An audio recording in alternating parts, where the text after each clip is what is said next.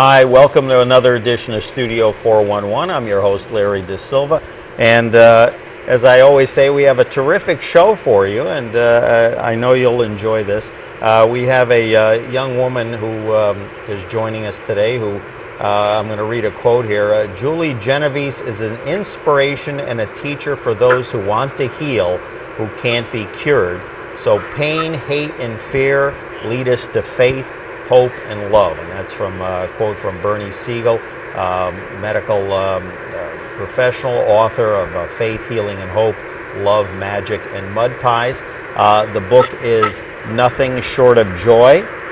And we welcome to Studio 411, Julie Bond Genovese. Julie, you sound like you're in a subway. What's up? I know what happened, Larry. We had great connection, and now suddenly it's like a plane is flying over me, but it's not. I know it. Well, in these days with planes, trains, and automobiles, you don't know what's going to happen. So, as I usually start with authors, again, this is a book kind of about your early to mid years, but again, besides obviously what we'll talk about, how did you get on the path to finally getting a book out of this? What was the motivation or the connections that led to this? What inspired me to write? Yeah, because I wasn't a writer. I was a fine artist. I had a freelance art business, and when I was 34, the arthritis in my right arm, and I'm a righty, was so painful and deteriorated that I had to stop my freelance business, and it was crushing. I had already had both hips replaced, both knees replaced. The arthritis is associated with my dwarfism, and I could not face shoulder replacement surgery. And so I, pitched a fit, an inner pity party for quite a while, until my father suggested that, and he always had wanted me to get into computer graphics. He had this crazy notion that 18 years ago that computers were the wave of the future, and I ignored his brilliance at first, but the idea that I could use my left hand on the keyboard, finally won out. Hope won out. I got the computer. I never got into computer graphics. I got hooked on email.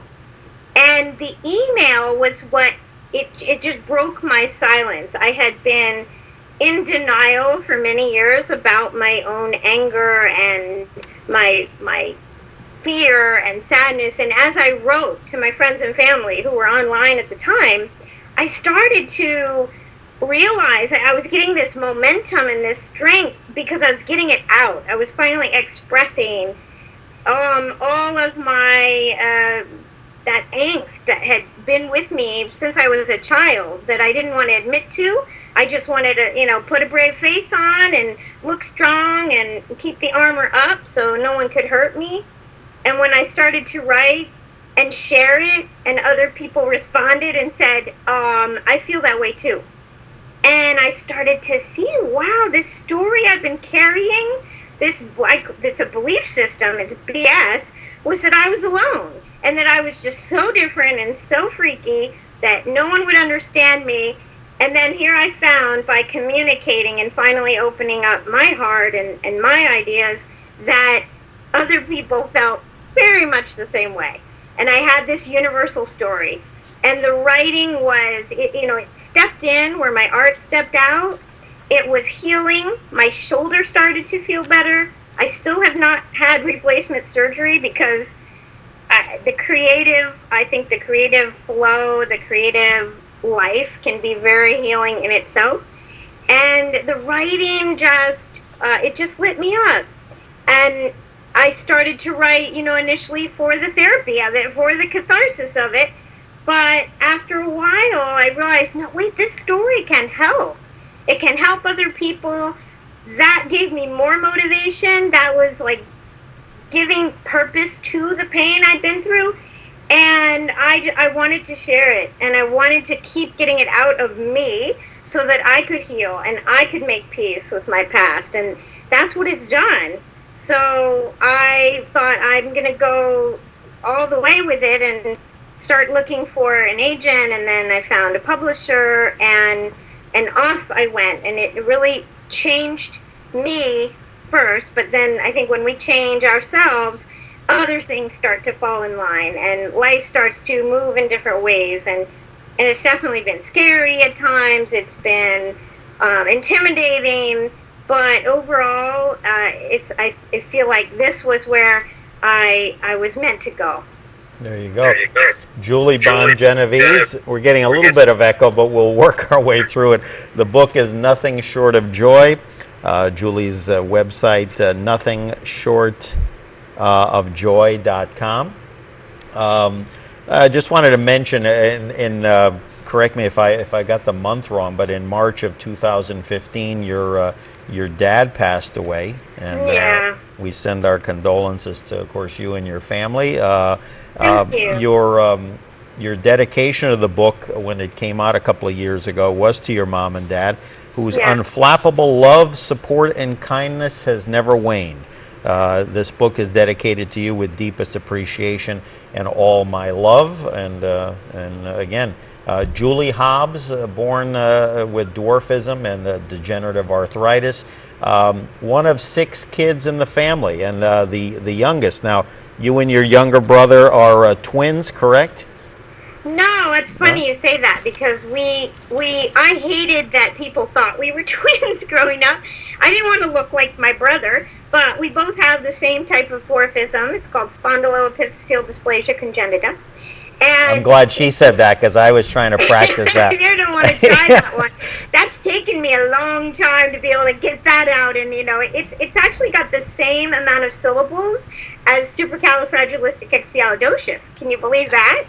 How lucky am I to wear that label all my life? But my brother and I have the same type of dwarfism, so that gives us a very similar skeletal look, and our head is big and our body's kind of small and shaped differently. So, of course, people saw us and thought we were twins. But he was actually born 1.5 years before me. The doctor said that he was a mutation and it wouldn't happen again. And my mom wanted tons and tons of children, so they got pregnant with me, and I came along, and thank goodness, they listened to the doctors, who had no idea back then that this was a genetic issue, and 1 in 4 would be affected, because my dad carried the gene and my mom carried the gene, and my dad was from Hawaii and my mom was from Buffalo, and in this big wide world, they found each other. And I now, instead of looking at that as a genetic, that I'm a mistake, I find that rather miraculous, that, my brother and I both have gotten a lot out of being so different and changing people's perceptions about what does that mean. And it doesn't have to limit you. What limits us is, our attitude, and people know this, but when you have to live it, and when other people around you really witness it, it's more empowering than not, because depending on how you look at it, you can really, use it as a catapult to good things and not restrictions. There you go. That's wise statements, and I must say I thoroughly enjoyed reading the book. Again, it is a nonfiction memoir, inspirational, with the key emphasis on inspirational. You spent a lot of time at the Center for Birth Defects in Boston in your early years. I think you covered it before. A lot of different poking and prodding, and again, as a young person, you definitely got the impression in the book that was could be quite traumatic for a young person. Oh, very traumatic. And in fact, when I went into therapy in my 20s, my therapist said, well, you're suffering from PTSD, from post-traumatic stress disorder. And I was like, what? Like, that, aren't we overreacting a little bit? But the longer I was in therapy, which was so helpful for me, the more I realized I was in trauma. It wasn't from war or a major attack or abuse, but it was the trauma of daily facing a world that looked at me like they were seeing a ghost, or laughed at me, or I felt humiliated by this unknown something. I felt like everybody else, but he didn't look like everybody else. And so not knowing how to belong and how to fit in the way we all do as pack animals that we are was very traumatizing. But with the doctors and the poking and prodding, and they didn't communicate with me that I was not the defect. I was not broken. It was my body was different. And they use the word birth defect, but I really think that's very detrimental because language is powerful. And the way I interpreted that was I was ruined. There was something wrong that could not be repaired, and that's scary for a child. Now, my parents were wonderful, and they treated my brother and I and my other siblings, with great love and great understanding. But the world did not see us the way they saw us, as just like anybody else. We have feelings, we have smarts, we have ability, whereas the doctors' prognoses and their very serious way they approach things, it was all so cold and insensitive to me, and that's how I took it, that it took me many years to forgive them and forgive myself for assuming that I was bad, and not that the situation was just something that surprised them and surprises a lot of people.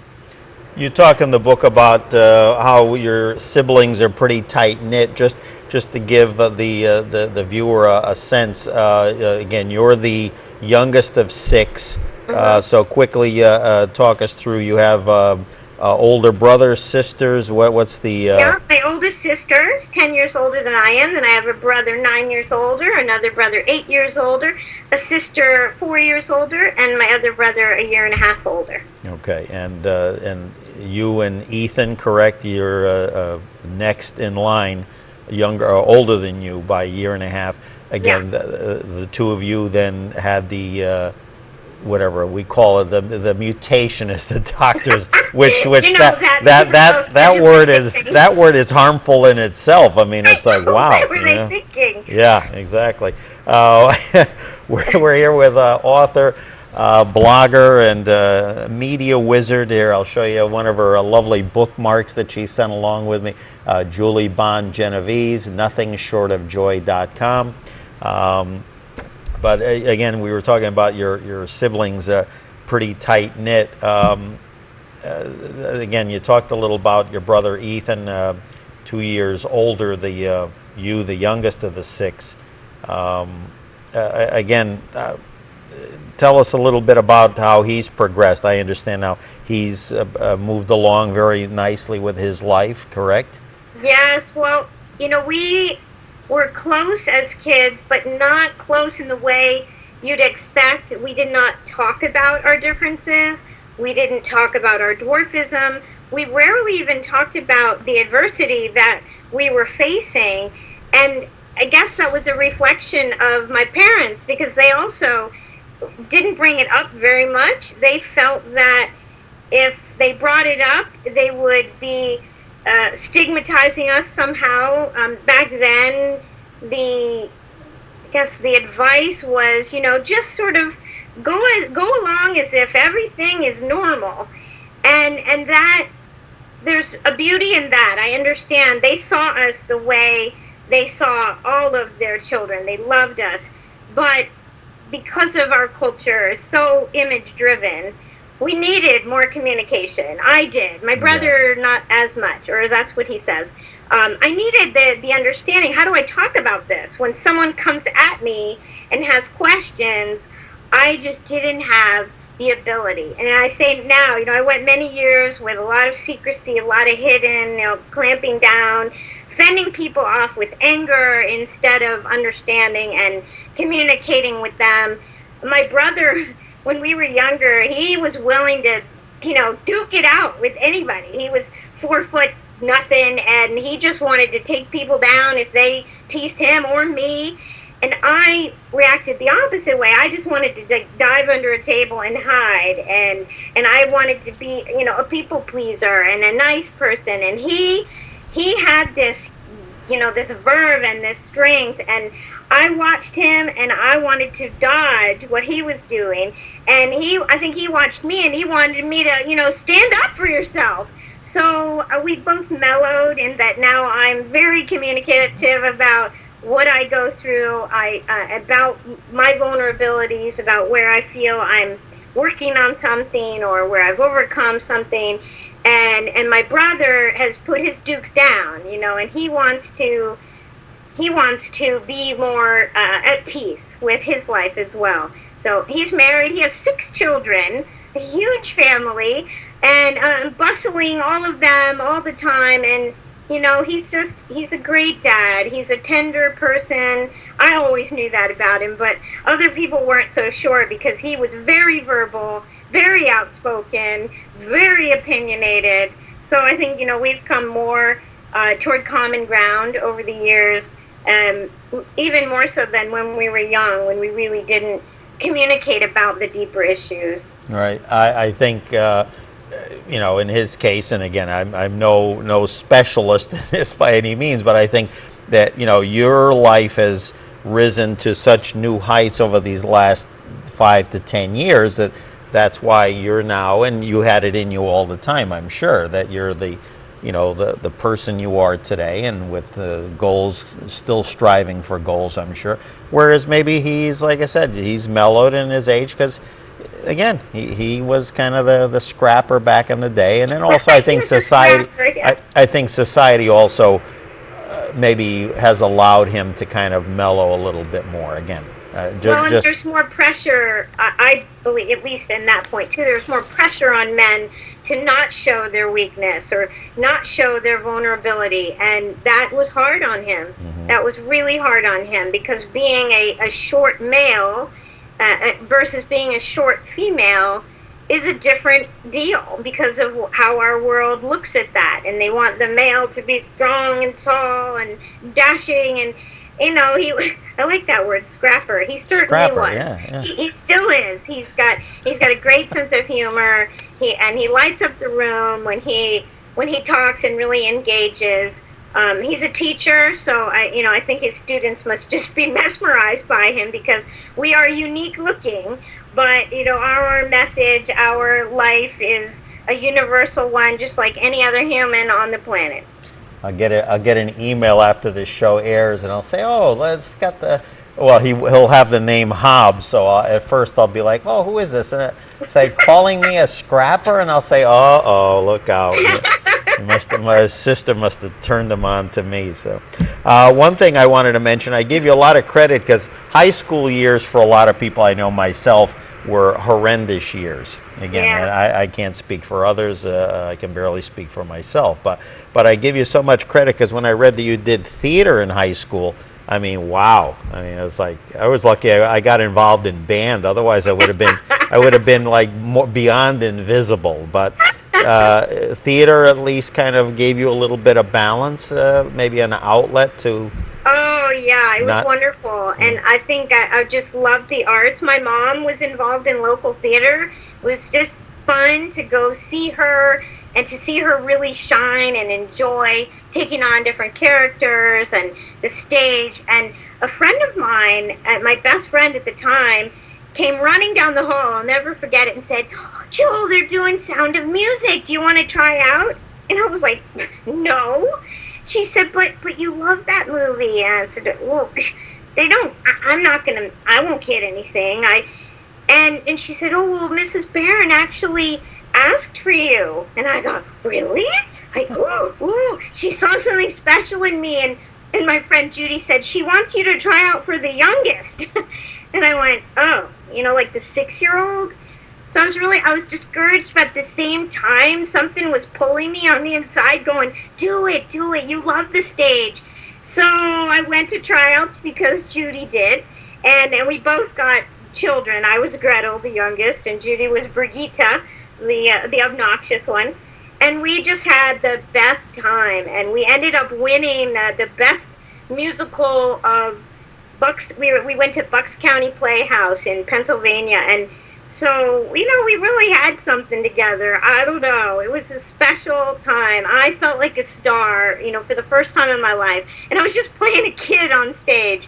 But it was easy for me to do because I'd sort of pretended I was younger my whole life. I didn't want people thinking I was weird. So I would pretend I was young and talk, younger. And so I could pull that off. And that's what I did up on stage. But the whole working together with a team, I couldn't be part of sports because of my arthritis, but working with a group with this play was magnificent. You just reminded me of something again that like a couple of folks that I've seen on a few television shows where they have the same condition that you've had, where they again are restricted with crutches. You in those days again were just not walking around the little person of whatever 3 foot something in those early years. You also were on crutches a lot of the time. You weren't exactly zipping around.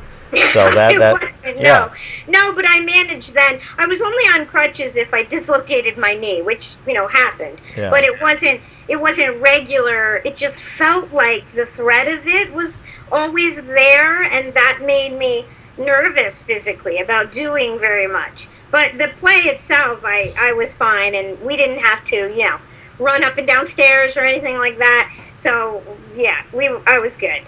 One thing I wanted to mention, too, how would you say, are you more like your mom or your dad? Your dad in the book, may he rest in peace, it could be a little bit of a temper, I got the impression. a lot of temper. Yeah, that's a great question. Who am I more like?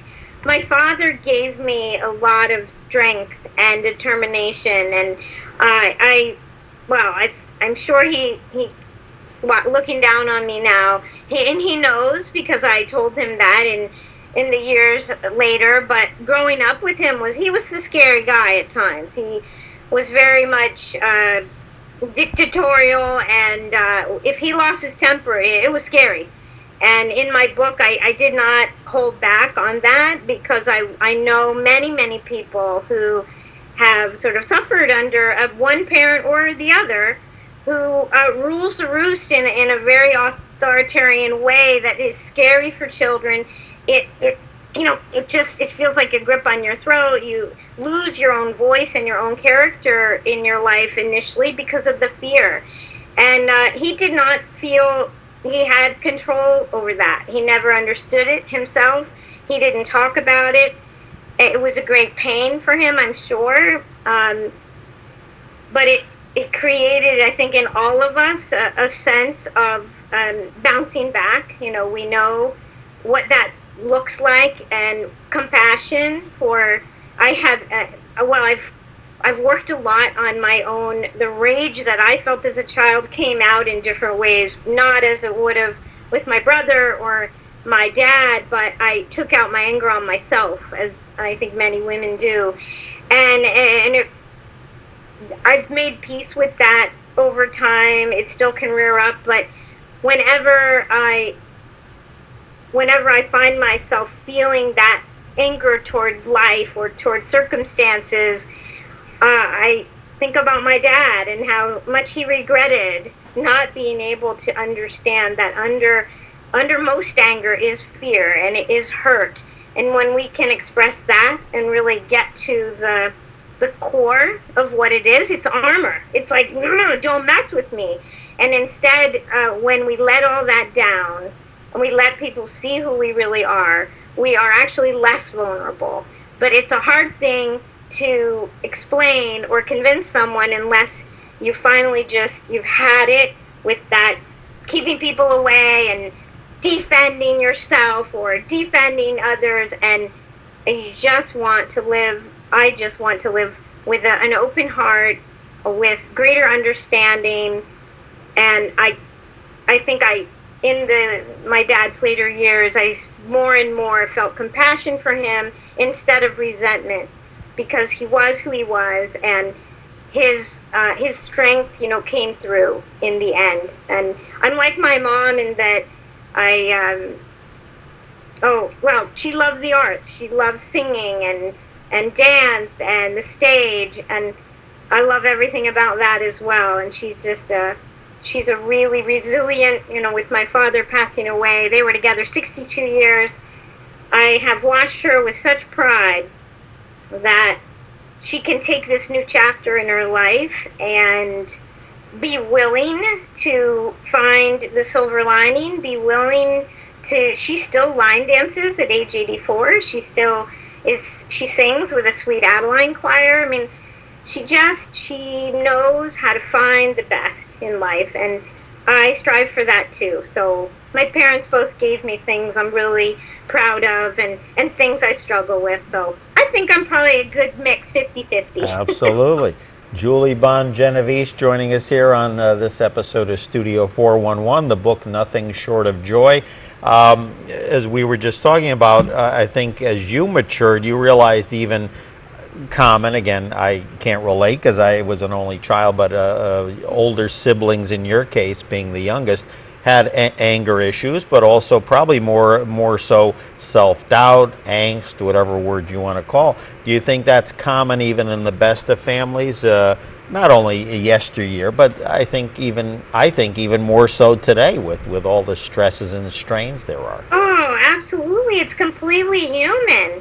This is part of the challenge here, is to really face this incredible aloneness that we feel within our own skin, this feeling that we're not like anybody else. And we do have a uniqueness. We do have a fingerprint that will never be repeated in all of history. That's amazing, and that's a beautiful thing to express. But we also are much more alike than we're different. And that's been just a shock to me. I thought I was just so weird.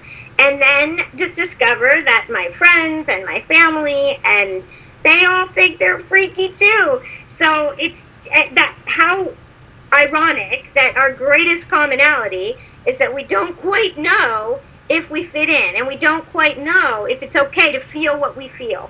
And there's some point in everyone's history where they just don't think it's safe to be truly themselves and follow what they want to do, and that life will support them in doing what they want, or loving what they are called to create, loving who they are and what they stand for without apology. This is a tough thing. I think it's a lifelong process. It's not like you just arrive. There's going to constantly be that next challenge that will ask you to dig even deeper into who you really are, and ask even more of you. It doesn't stop. Sometimes I wish, okay already, have I not done enough? But I think we're just we're always going to be growing. We don't stop. We're lifelong learners, and that's what we signed on for, and that's what we did. Do you find that as you get older, this is something I feel in myself, and sometimes it's good, sometimes you wish things would go back to when you were younger. Do you find that as you get older, that we as human beings are busier than ever?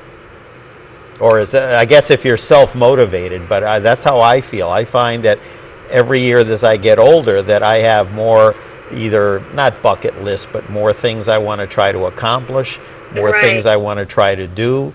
We've all been through our, mounds of what, and it just, I've always said to people, all I could do is just keep my head kind of slightly down and just keep moving forward. Yeah.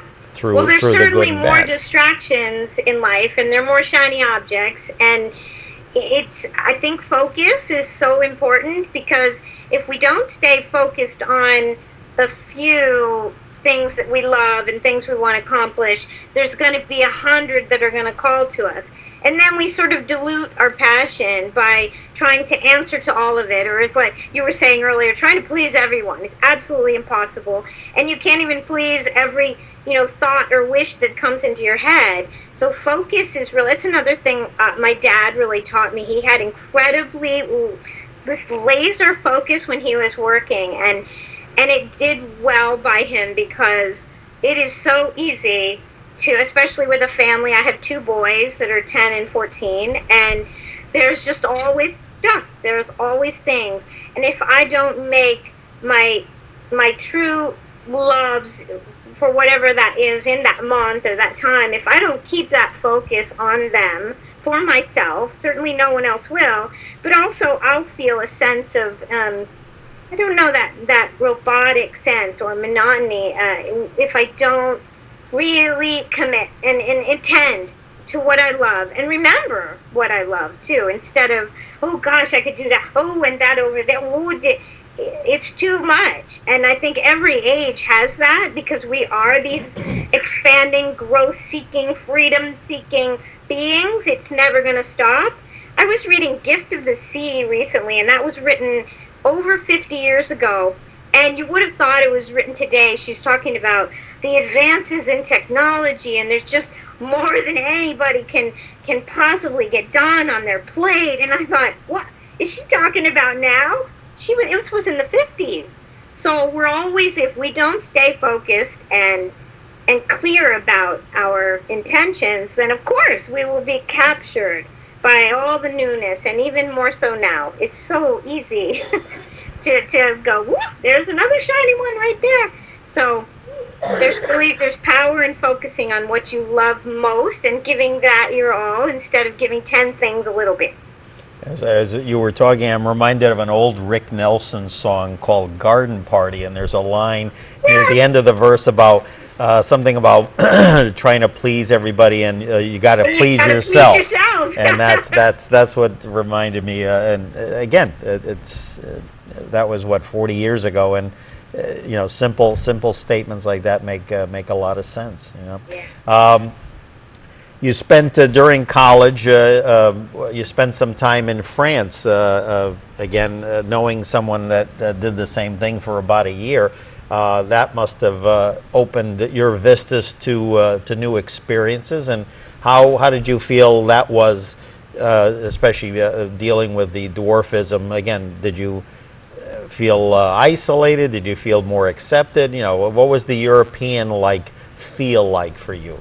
Yeah, the trip, it was terrifying, but it was exhilarating, because that's what happens when you stretch yourself. I had never left home. I was born and raised in New Jersey. I went to Hamilton College in upstate New York. That was just an enormous eye-opening thing, to live away from my family, who really accepted and loved me, and to be on a college campus. And then I had this bright idea, because a friend of mine was going to France to an art school, and it was so exciting, the idea of doing art every day, all day long. I thought, oh, really? People do that? And so I asked my parents, could I spend the semester in Provence, France? And they told me later they were absolutely shocked, because I was this homebody, and I was nervous about going anywhere where people didn't know me, because who knows how they would respond. But that was an exciting time, and I did not feel any less belonging than anybody else. Being somewhere new, we all felt out of our element. None of us spoke French well, so we struggled with that. We struggled with knowing that initially the Parisians, we thought, really didn't like Americans. That was our fear. They like Jerry Lewis. That's about it. You tell them you love Jerry Lewis, you're in. That's it. Yeah, and I was no Jerry Lewis, so. But it was a remarkable time to leave the States and the comfort and the security, and test my wings and realize, wow, I can do this. I mean, it was a safe little school, so in that way, it was not at a big university in Paris. I was down in the south of France. But boy, I have not gone back, but I intend to, because it really changed my vision, because I realized I wanted to be an artist after that. I had declared my major in philosophy, and I was sort of toying around with sociology, and really I was an artist, and it took going to France and seeing the work there, and the Impressionists, and that, ooh, people make a living doing this, maybe I could give that a shot. And so that turned around as well. So there were just so many gifts. I don't know, I feel like I must have 50,000 guardian angels, because I was not a confident person. How did I make that decision? I don't know, but it was a great one. Here, I want to show the the camera this. Julie, when she had sent me the books that we used, just to show you the artiste, if we can zoom in on this. Hi, Larry. Here are my books and two of my handmade bookmarks. Okay, I'll show you this, and now you tell me if that isn't an artist. Look at the note. Okay, and I love your stationery, by the way. There we go. But isn't that something? Okay. Right. Well, if I'd known that was going to be on camera, Yeah, no, very nice. Calligraphy. Well, no, we do have the Eleanor Roosevelt quote here. Very nice. Yeah. Julie Bond Genovese joining us here on Studio 411. NothingShortOfJoy.com is the website. Your brother Dan introduced you to a healthier way of eating and perhaps mending the body.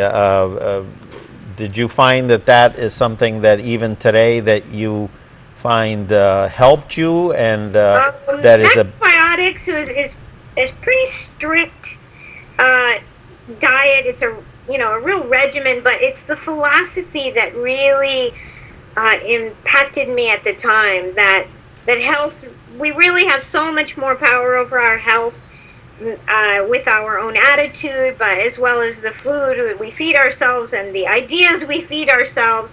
So that part of it has stayed with me for all these years. I'm not macrobiotic, but I'm careful with my food. I mean, I should say I'm conscious about what I choose. I certainly eat things that I don't think are particularly nutritious because they taste good, but I do believe that really, going back to what Mother Nature has provided is extremely healthy and a great way to prevent problems instead of trying to fix them after they've already happened. So, yeah, that has stayed with me, absolutely. I believe in a holistic approach to eating, to living, to all of it, to keep ourselves, really in a wholehearted expression within our lives. It takes on many levels. It takes effort and maybe not constant change, but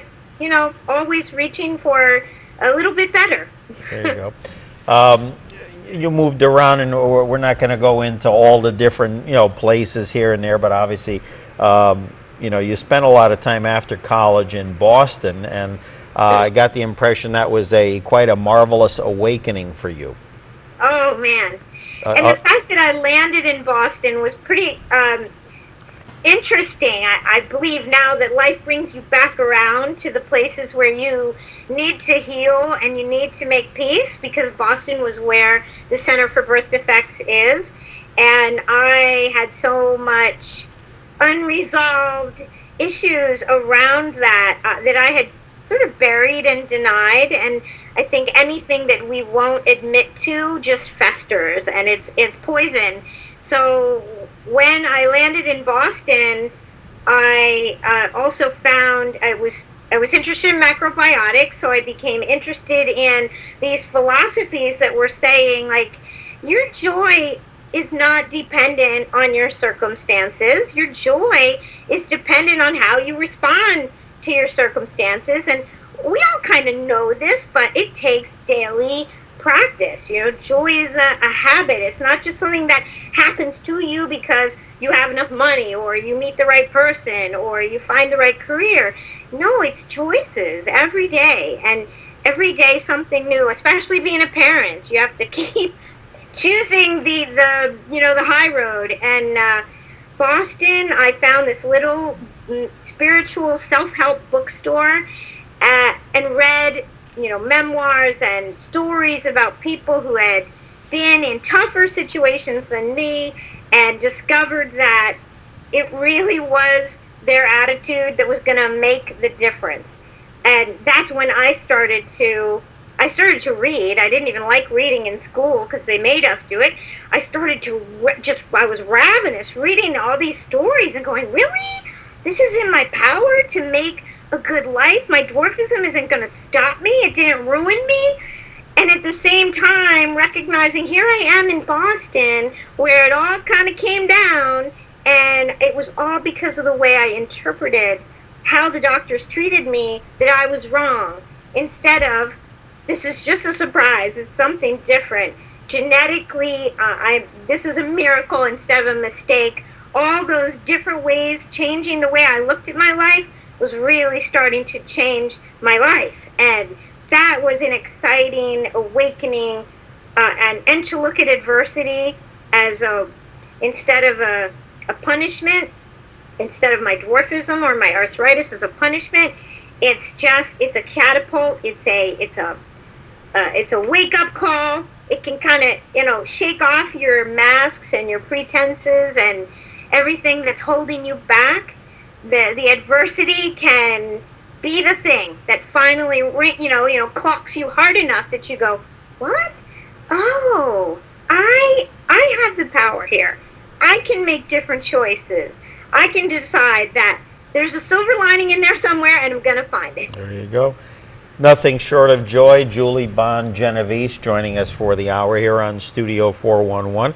And forgive me, is it Beeler or Baylor Press? Baylor. Baylor Press. Our buddy Lynn Price there.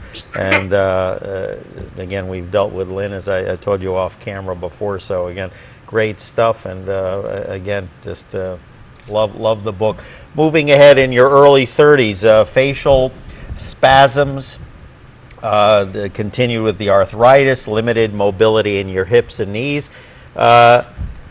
You're just going through a tough time in those early 30s, right? Give me the name for the. I have it here somewhere. It was FHS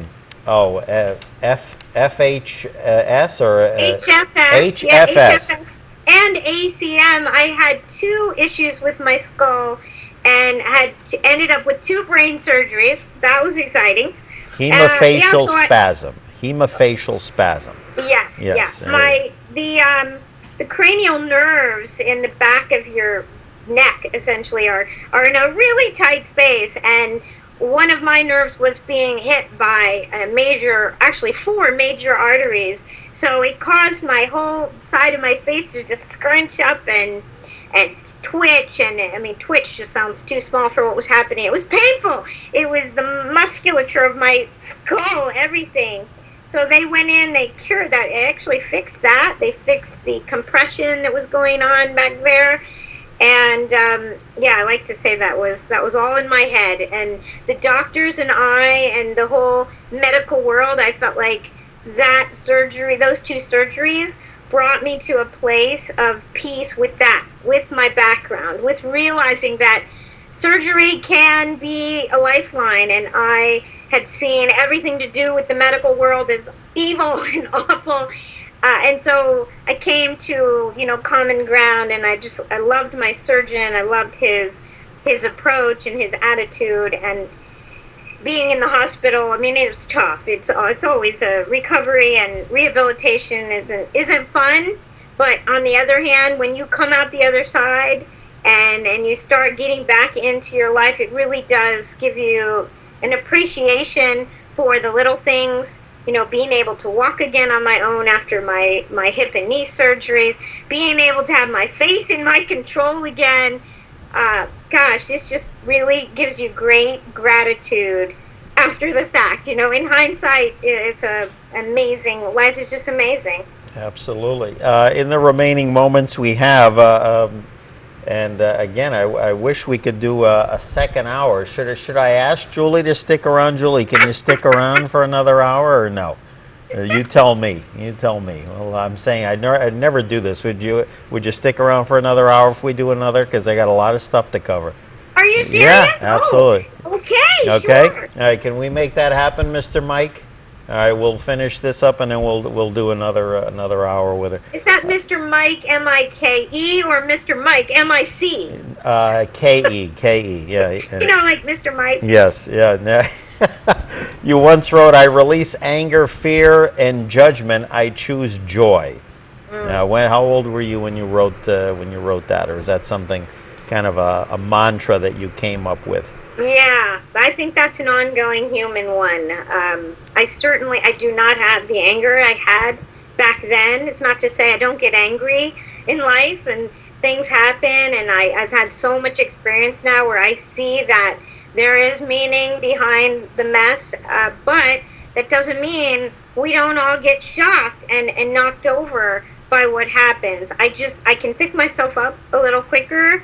But yeah, the anger will still come up. The fear comes up, especially when I'm going on stage and there's a part of me that just wants to run. Like, what are you doing? They're going to laugh at you. They're going to be, the old stuff comes up again. So I think no matter what, humans are such creatures of habit that whatever we grew up with, good and bad, it can rear up at the most inopportune times.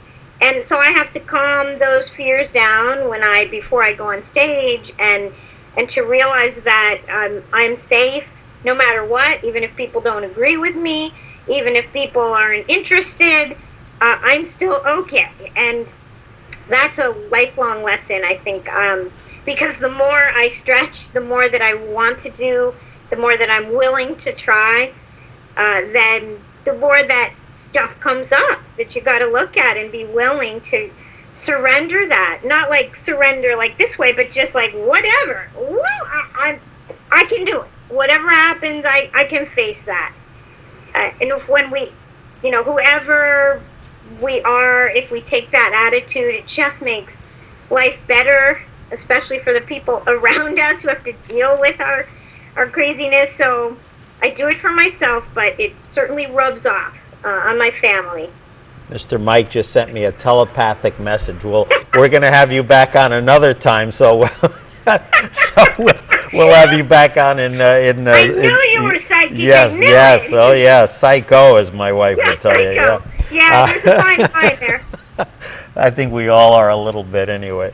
But in the remaining moments, tell us very quickly how you met your husband, Bill. Oh, I met him at a friend's house, which was really interesting. I came in the back door. We were both volunteering for a holistic health fair, and her front stairs were kind of perilous, and I couldn't do them with my replacement knees, so I would come in her back door. And I called to her. I guess I found out later my husband heard me and said, and in his mind, I guess said, "Wow, I wonder who that is. I want to meet her. There's so much joy in her voice." And I thought, wow, I did not know that just greeting my friend, someone else could hear, and my eventual husband. So when we met, I felt instant something. But of course, I'd felt that before, so I totally doubted it. But it was real that time. That's it. That's in the book. Yeah, we've been together 20 years now, so there you go. Wow. We were on target back then. Time flies when you're having fun. Oh, couple of words, and I'm hoping that I can, in a sense, telepathically communicate this to you.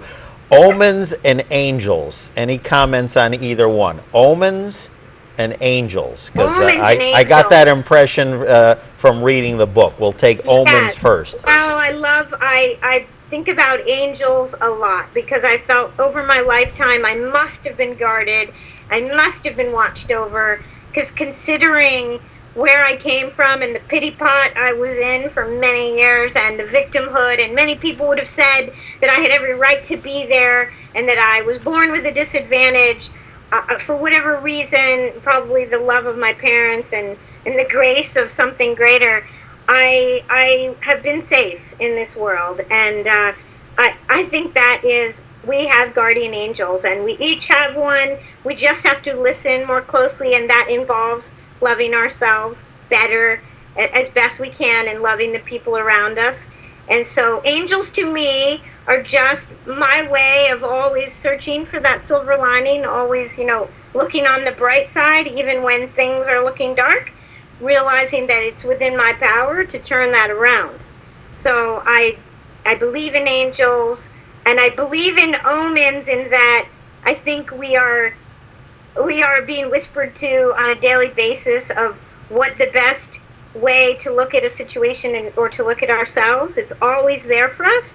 We may choose to not look at things in a good light, but eventually we'll come around, and I think that's our angels, or maybe it's our soul speaking to us. But if we listen, we're going to hear it, and we're going to feel a greater love than we may have known growing up. there's a story in the book, and I won't give the whole story away, and I'm probably wrong, but I'll say it anyway. Where you were at, like it might have even been in Hawaii. You were at an outdoor like things selling your wares, and a woman came up to you.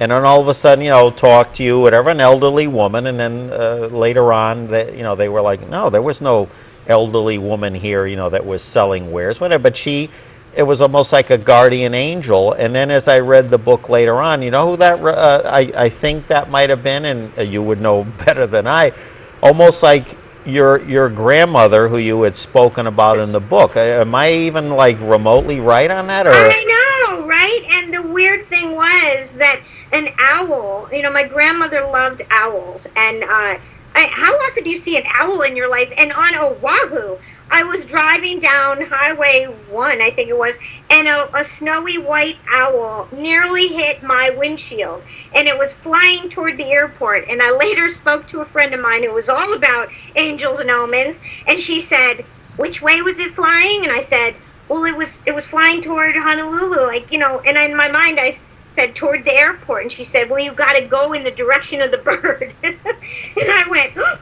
and something in me knew I'm going back home. I hadn't even been in Hawaii a year, but I knew I needed the surgery that I had been trying to avoid my whole life, but I wasn't walking well. I was on crutches, and that woman at the where I was selling my artwork had said that she was 84 or 85. She'd had her hip replaced.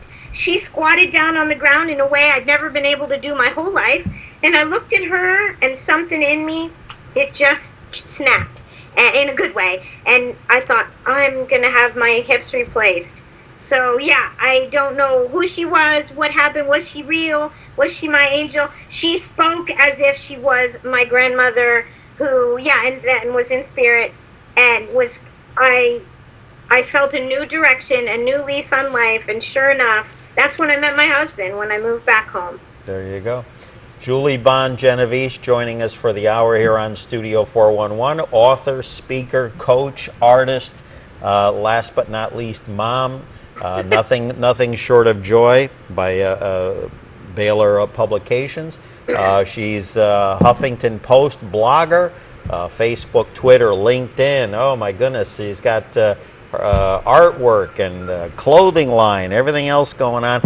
Julie, definitely we want to have you back, and that would be great. You have so much to share with us, and I think I have a good matchup with you. I think we can have quite a good show. Always thinking, even as I'm sitting down, that old saying's thinking on your feet. But anyway, nothing short. You sit while you're on your butt. Yeah. There you go.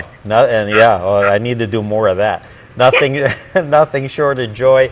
And again, we thank you for being on the program with us, and we thank you for watching Studio 411 today.